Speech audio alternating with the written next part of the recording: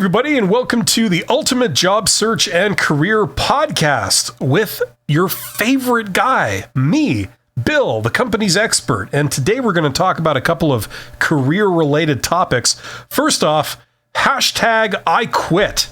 How companies can fix the Great Resignation. Yes, we're going to talk about the Great Resignation. We're going to talk about why people quit their jobs, why they might want to quit their jobs, and whether it's a good reason or not, and what you could do about it, and what companies should do about it, in my opinion, to fix what's going on right now, which is a lot of people quitting their jobs. And you can tell me in the comments what you think companies should do to fix this. Okay. The other topic we're going to talk about today is, how am I overqualified for the job? Now, this question, one of my awesome viewers / listeners sent in this question, which I'm going to read out and we're going to respond to it later on. It's a subject I haven't talked about too much, is being overqualified for a job. What does it mean? What can you do about it? And why does it happen? Okay, so we're going to get into that. But first, I want to thank everyone listening. You guys are awesome. Trust me on this. And a reminder to subscribe and share, blah, blah, blah, blah, blah, blah. And one good thing is that just a couple of days ago, I finally came out with my second course, which is the $100 MBA.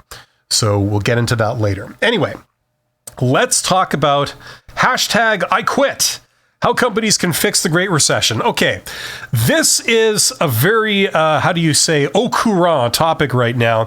A lot of people are quitting their jobs. And you know what? If you're thinking of quitting your job, you have my deepest empathy and sympathy. I've been there a few times, and I've had a lot of people that have been there, and a lot of people are there these days. Also, it seems like a lot of issues are coming to a head. And let's talk about the reasons why people quit.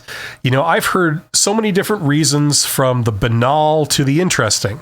And among the banal ones is that people are in the wrong industry, they don't like the nature of the work they do, or they don't like the pay. Now, okay, I don't think anyone really loves their pay. I mean, do you smile really wide every morning when you wake up because you get to go to work and make all that money? Most people don't.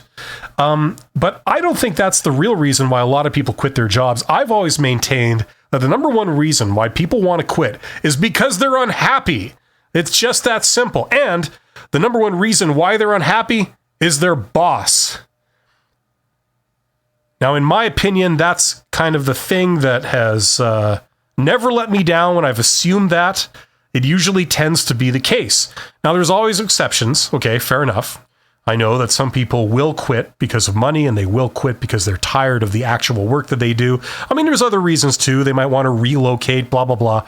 But the time when it's an issue and it's completely avoidable is when they have a bad boss. And my God, there are some terrible bosses out there. And there's many reasons for this. I mean, a big reason, in my experience, is because a lot of people just don't know how to manage. They haven't been formally trained on management. They haven't been formally trained in how to manage people. You know, just because someone's been put in charge of you doesn't mean that they know how to deal with you and they're a good person to deal with. Usually the opposite. Usually they make a lot of rookie mistakes and they end up being very, very unlikable. Sometimes it's not their fault, and sometimes it's totally their fault. And you got all these reasons together that combine to give you the result that, in my opinion, is the number one reason why everybody quits, and that's because their boss is horrible. And I'll be the first person to admit this. I've been a boss. I've been a supervisor, a manager, executive, and a CEO. I've run the gamut, and I've seen horrible, horrible examples of people at every level on the way up, of them doing this, of being totally unqualified to manage, not having a fundamental understanding of the most basic part of what they have to do, and just not knowing people. It's just that simple. Now, let me tell you a little story very briefly. The second career job I ever had, I was kind of, I don't know if you want to say recommended for it, but I was applying to a place where I knew somebody. I knew somebody who worked there. And they were a former coworker of mine in the first career job I ever had. And they went to this place first. And I was basically wanting to do what they did and move with them to the same place. And they weren't in any kind of position of authority, but they talked to the hiring manager. The hiring manager had said, "Do you know this guy, Bill? Like, do you know anything about him?" And my acquaintance, my former coworker, had said, "Yeah, he's not bad.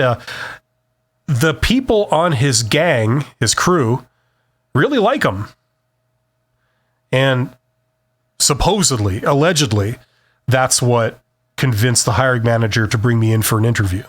And I'm quite proud of that, because in absolute terms, my performance, let's face it, was not amazing. I wasn't the most productive person there that got the most work out of my crew of people. I used to supervise a bunch of people that were tradespeople, in the skill trades.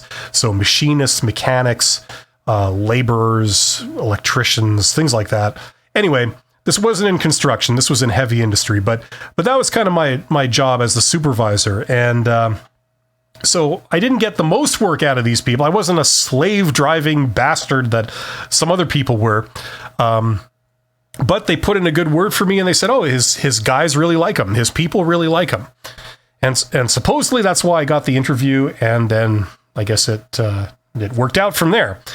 So the thing was, I felt that I was a bit of an exception. I put having good relationships with people higher up on the list than a lot of my coworkers did. And I've always been proud of that. I've been far from perfect. I'm not saying I'm better than anyone else, but I intentionally prioritize that in a technical environment. And one of the things I had done in that job was I had talked to my people. I had about 25 people that I was supervising. And I said, like, look, what do you guys want? Let's work something out here. You guys know what my job is. You know what I need from you. What can I give you that you actually want? What do you value?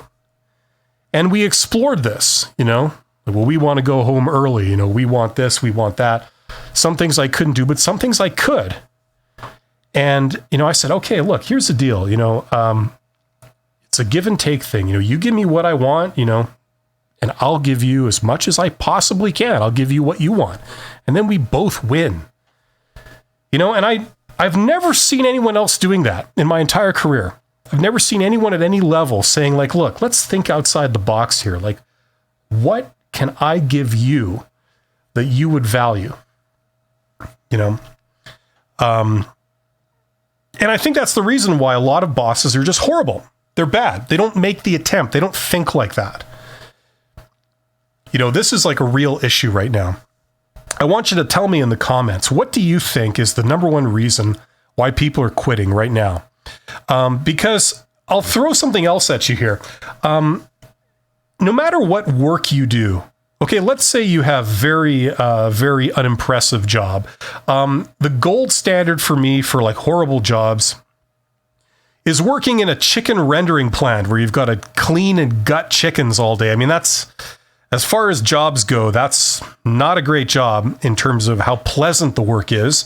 And if you do enjoy that work, maybe you're a psychopath and it's a hobby. I'm not sure. But, it's like turnover in that industry is 100% every year, for among the workers that do that, the lower level workers. And I would put it to you that it would be possible, even in that extreme situation. Okay, if you had an awesome boss that said, on a regular basis to you, they were super friendly to you, and they said, you know what, you're doing a great job. Way to go. You keep it up. You're one of the best people I have. I wish all my people were just like you. Way to go. And they tried to give you every little perk that they possibly could. I maintain that it's possible for someone to stay there for a lot longer after they would have normally quit, just because they enjoyed being there. They were treated like a human being. They were treated well. They were appreciated. It's an extreme case, but I'd put to you that if you do a certain type of work, and even if you're not really crazy about the nature of the work you do, that doesn't matter if you feel appreciated, you feel like you belong there, you feel like, God, I hate this term, but you feel like you're in a family, you're part of a family, and you feel good at the end of the day. That's what I maintain. Now, I'm always willing to entertain exceptions, so let me know what you think about that, but that's always been my belief, okay? Same with money. And I have seen this firsthand. I have seen people who stay at jobs that don't pay them that much, okay? They could get a better job across the street, figuratively, for more money. And I've done this. I've gone not literally, figuratively across the street and gotten nearly double my salary doing the same job at a different company, at a competitor, okay? But I have personally witnessed a lot of people, an entire workforce that intentionally doesn't do that. It's not that they're not aware of that other option. They're aware of it, but they choose not to because they're treated so well at their current job. They feel like they're treated like a human being. They have a sense of belonging. They feel appreciated. They feel valuable, and they like it there. They're surrounded by nice people. And I'm not talking about working at a nonprofit or a charity. I'm talking about working at, in the private sector here. I have seen this with my own eyes. And for all you accountant types out there, you can actually assign a dollar value to how great that culture is, because their competitor is paying a lot more. Their labor cost is a lot more per person. They're paying higher salaries, higher hourly rates, and they still can't get the best people that are all working at the first company where I saw this. You could assign a dollar value. You could write that down as goodwill. This is what it's worth. Just, this is the value of treating people well. And let me give you an example of that. For example, I would have never believed this until I saw it myself with my own eyes, and then it became commonplace for me. But I've seen a manager / supervisor coming to the workers at, half an hour before the end of the day and saying, hey, I really need, this many people to stay on overtime.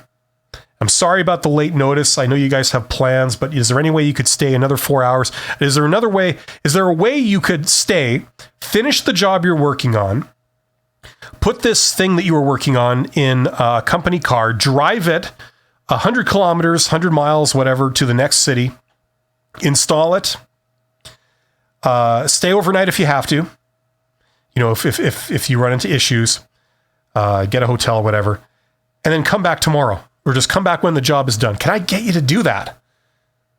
And several people say, yeah, sure, no problem. I could not believe that. I'd never seen that before. And the reason why they say that is because they know they're not going to be taken advantage of. They know they're going to be appreciated. They know that the next time they feel sick and they call in sick in the morning, they call and they get on the phone to their boss and they say, I'm sorry, I can't come in. I have to take the day off. Is that okay? The boss says, sure, no problem. Take whatever time you need. Come back when you're ready. No consequences. I would have never believed that. Such a good working relationship within workers. And that exists. And that's the way, incidentally, for smaller companies who are nimble and they have the authority to just kind of do things a bit more the way they want. They can retain all the best workers while simultaneously not paying them top compensation, because honestly, they can't afford it. It's not because they're intentionally trying to squeeze every dime out of them. But the workers voluntarily stay because they're treated properly. Someone talks to the boss, it's, noon. They say, sorry, I don't feel well. I have to go home. Is that okay? The boss says, sure, not a problem. Let me know how you're doing or just come in tomorrow. That's fine. No sick time docked, no harm done. Great working relationship. That's what it looks like. Unfortunately, as I'm sure most people listening to this would think, that doesn't exist in most places.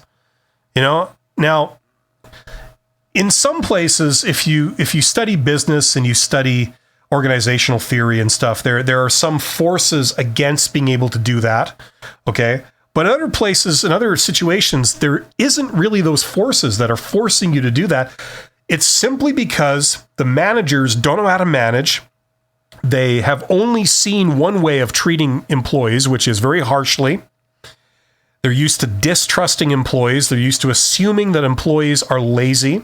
That's one of the things resulting in right now in the Great Resignation. A lot of employers are trying to get workers to come back to work, and workers are not, they're not falling for it. They're saying, this is ridiculous. I mean, I could have been doing my entire job from home for years. I don't understand why you force me to commute to some totally inconvenient location downtown or something with terrible parking, just so you could stand over me and make sure I'm doing my job. If you give me half a chance, I'm actually trustworthy and we could try this, and you can see for yourself. And if you got a problem, then you can fire me if you want, but you won't have to. I don't need to be treated like that, as evidenced by the last couple of years where I've been working remotely and I've done my work and it's gone great. And you haven't had any issues. Why do we have to go back to this situation where I have to come down and be watched over by you simply because you don't trust me and you assume that I will take every opportunity available to me to be lazy? If that's how you treat employees, you think any of them are going to rise to the challenge and, go the extra mile for the company? Of course they're not. But that's all these managers have ever seen. And they repeat what they see. Monkey see, monkey do. They don't know about what you can do and what's the most appropriate or efficient thing to do in what situation. They just repeat what they've seen. And a lot of their culture hails in large organizations, hails from the 50s, the 1950s, So anyway, that's what I've seen on both ends of the spectrum. Let me know what you think. If you've quit a job or you're thinking of quitting your job, is this the reason or is there something else? Let me know in the comments. Okay. So the other thing we were going to talk about today, now this is actually a question that was sent in by a listener/viewer who left a comment in the comment section on one of my previous videos a couple of days ago. This is, I don't know how to pronounce this person's name. How would you say this? BJAS CMMAS. Bajaskamas? That's awesome. Bajaskamas. Sounds like someone who's ready to party, Okay, so Bajaskamas says, "Hey, Bill, love your podcast series here, trying to hear all of them as they come out. One question regarding this, can a candidate be called for an interview while having the majority of the skills and be over-experienced as well? E.g., for example, the job requires 5 years of experience in a certain field when you've got 7 years of it. Based on my experience attending a few interviews, yes, they can be called. At the same time, the company may not pay the candidate on par with the experience the candidate has, aka underpay." Okay, I have to interpret this a little bit, but I think what my good buddy Bajaskamas is saying is it possible to be overqualified? If they're looking for 5 years of experience in a certain field and you have 7, okay, can they eliminate you based on that or underpay you because of that? Now, let's get into it here. That's something I haven't really talked about so far, being overqualified. Here's the deal, okay? When recruiters and hiring managers, especially recruiters, when they go through the candidate selection process, they make several assumptions, okay? And one of the assumptions that they make, and this is pretty much universal, certainly among recruiters anyway, is that if you are overqualified for the job, if you have more or substantially more experience and skills than the job requires, they're going to make the assumption that if they were to hire you, you would not be happy with the job. The only reason you want this job is something that's temporary. And as soon as they hire you, your number one priority would be finding a much better job. And as soon as a better job opens up, you'll be out of there so quickly, you will not bat an eyelash. So that's the assumption they're going to make. Okay. Now, is that true? No, not necessarily. I mean, it has been true in a lot of cases, but it depends what you define as overqualified. Because if they're asking in this case for 5 years experience in a certain field and somebody has 7, I personally wouldn't count that as overqualified. Okay, that's kind of an issue. Now, the other kind of part of this is that, first of all, as a general rule, another principle is happening here, which is that if you disclose all this business on your application, okay, so you send in a job application and maybe it has your resume attached, or probably does, and you've disclosed this. They've said we're looking for 5 years experience here, and you're saying quite clearly that you have 7, but yet they still brought you in for an interview. Okay, if that's the situation, they're signaling that this whole 7 years when you only need 5 business is not a showstopper. Okay, so if they really felt that you were overqualified, it would be a waste of time bringing you in for an interview. Okay, so the fact that they're bringing you in for an interview suggests that you are not overqualified. Okay, that you are still a contender. Now, I'm not sure if this is one of those situations where you went down for an interview and you didn't get it, and they didn't tell you exactly the reason. And even if they did, it's usually like 99.9% of the time, it's not the right reason. It's a fake reason. So you didn't get told the exact reason that you were rejected. So you're sort of having to try and rationalize it and try and figure out what was the most likely reason you were rejected. If you're thinking it's because you were overqualified, I would say in this situation, no, you're not overqualified, because if you disclosed it and they still called you in for an interview, you won't be overqualified for it. Now, you may have said extra things in the interview to give them the impression you were overqualified. I'm not sure, but that tends to suggest that you are not all overqualified. Now, that's the assumption that they're going on. You see, especially corporate recruiters, especially if you are recruiting by the book, by the theory that is being taught these days when they train recruiters. And that is that one would think that they would like workers that were overqualified to a degree. They would like to have people that had more skills than the minimum skills the job requires. Okay, you would think so. There'd be many potential advantages in this. These people could overachieve. They could be promoted sooner rather than later, and they would be equipped to handle higher level positions if they were promoted, and so on. You would think that that's true. However, that is not the school of thought that recruiters follow these days. Instead, the way they view it is that, okay, if these are the minimum requirements for the job, that's what we want. Anything above and beyond that is bad.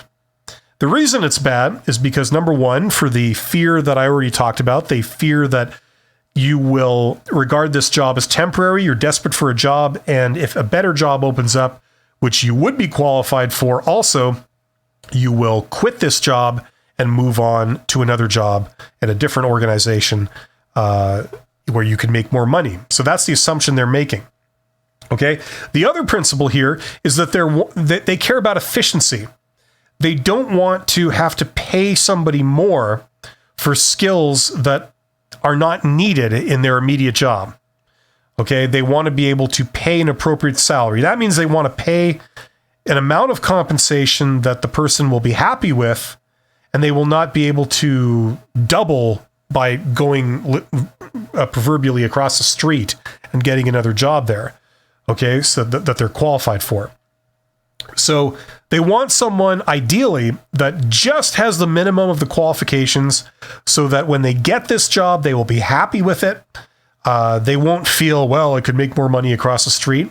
So they'd want to stay, and you will get the most bang for the buck out of that employee For the amount that you're paying them, they will do this job. You don't have to pay them more than the minimum, and you don't want to run the risk that they will want to leave because they are overqualified. So that's the modern school of thought on this. Now, in theory, that works. However, in practice, a lot of these assumptions don't hold up. In fact, if they make, say, 10 assumptions about you, if you're a candidate, this being one of them, if they make 10 of these type of assumptions, the odds of one of them being false is quite high, actually. So the other problem is that if you don't fit with their assumptions, let's say that you are qualified. Let's say you have a PhD in, in astrophysics, not astral physics. I think that's something else. But you apply for a job in a garage. Okay. And you're qualified to work in the garage, but you also have a PhD in astrophysics. The modern theory of HR is going to say, and when it comes to recruitment and selection, is they're going to say that, well, no, this person, we shouldn't hire them because as soon as a job in astrophysics opens up, bam, they're gone. And they quit suddenly and they leave us in the lurch. And all the perhaps training, the learning curve that they've gone through with us, it's all wasted. We have to start again from scratch with somebody else very soon. Right? Now, let's say you don't fit into those assumptions. Let's say you have a degree in astrophysics, but you hated astrophysics. There's no jobs in it. And even if there was, you wouldn't go because it's really not your bag. It's just not your deal. You want to work on cars. That's fun. That's a lifelong hobby of yours. And being able to get paid to do it, to you, that's heaven on earth, right? Now, if you are in this situation, well, then it's bad news because if you get hired in the conventional way, going through standard channels where you put in a job application and you have to then talk to a recruiter, you won't get past the interview because they're making that assumption about you. And in your case, that assumption is incorrect. In fact, because you've got a PhD in astrophysics, that means you know how to think. And you can diagnose an engine faster than most people because you have highly advanced technical skills. And for all you mechanics that are listening, yes, I know astrophysics is quite different from diagnosing your engine, but you're highly, highly trainable. Okay? That's the situation. If you don't fit into this mold, then getting a job through standard channels is going to be very frustrating because you will not be selected and you won't understand why. And one of the reasons is probably they made an assumption about you that wasn't true and they rejected you based on that. And it can be damn frustrating. And my heart goes out to all those people because if you have a non-standard career, you haven't just done the default thing. You've done something exciting. You've done something non-standard. Something that in reality would give you a hell of a lot of extra skills and insight into things that you could bring to your job, but they won't hire you because people who don't understand any of that have decided that, well, it's not what we want. And it's completely false. This kind of comes back to the whole, why people quit jobs thing, But, yeah, that's how overqualified tends to work, right? That's what it is. That's why they do it. That's why they would reject a candidate for it, okay? Because they're following this theory, the theory that holds up, 75% of the time. But that means 25 of your applicants, maybe even 25 of your best applicants, never get hired. Now, what's the solution? We've talked about the problem. We've talked about why they do this and what it is. What can you do about it?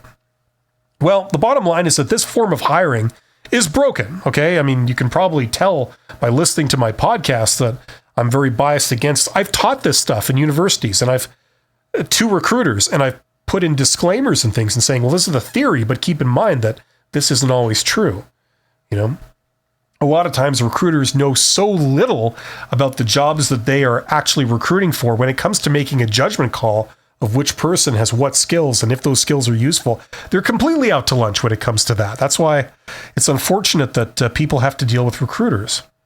I find that recruiters are good for certain technical tasks, but when it comes to judgment and deciding between candidates, I'm a big fan of not using recruiters for that. I use the hiring managers for that. But anyway, so what can you do about this? Well, if you happen to not fit into these assumptions, okay, then my recommendation, like it's almost like a mantra I keep repeating, is that the standard channels of getting a job are going to be biased against you. So don't go through standard channels. And I've said this quite a few times, but I'll say it again.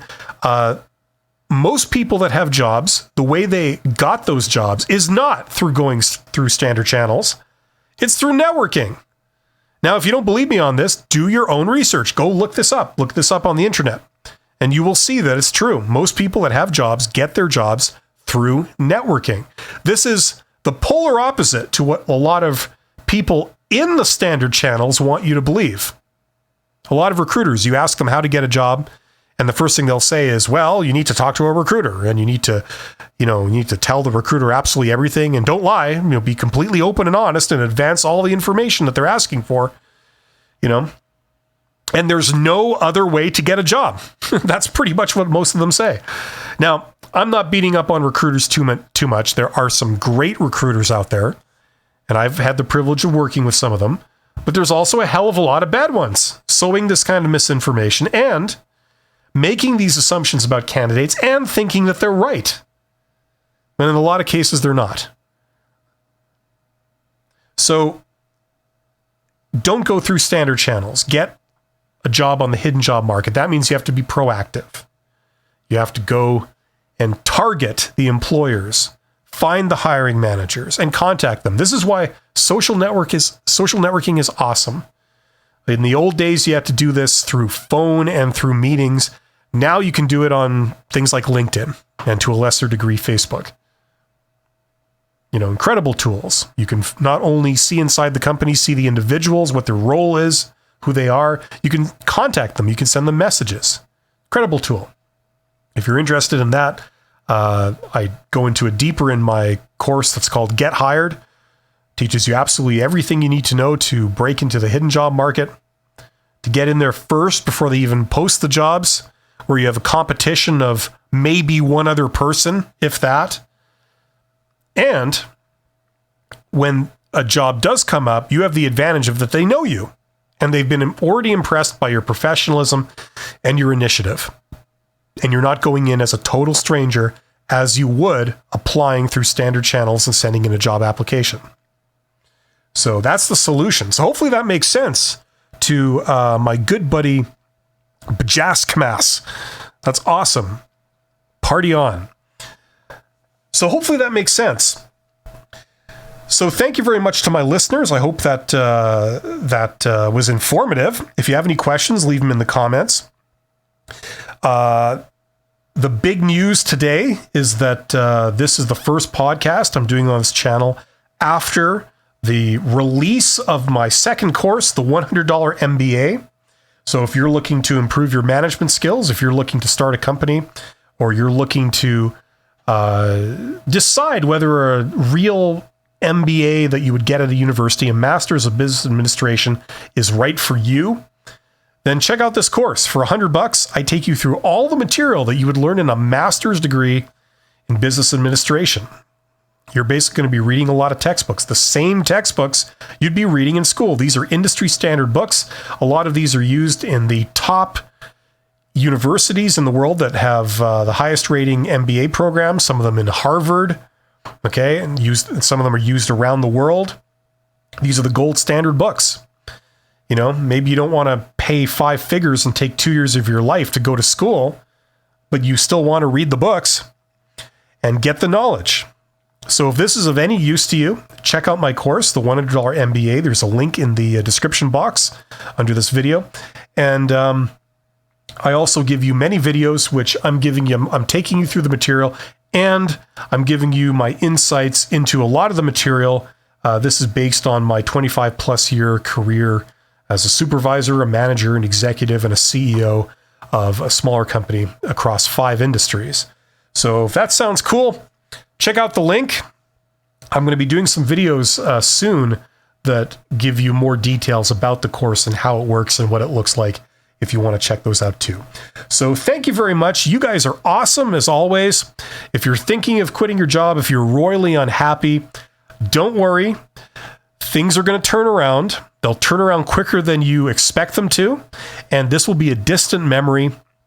And there's many, many solutions out there. And things are rosier than you think, especially these days.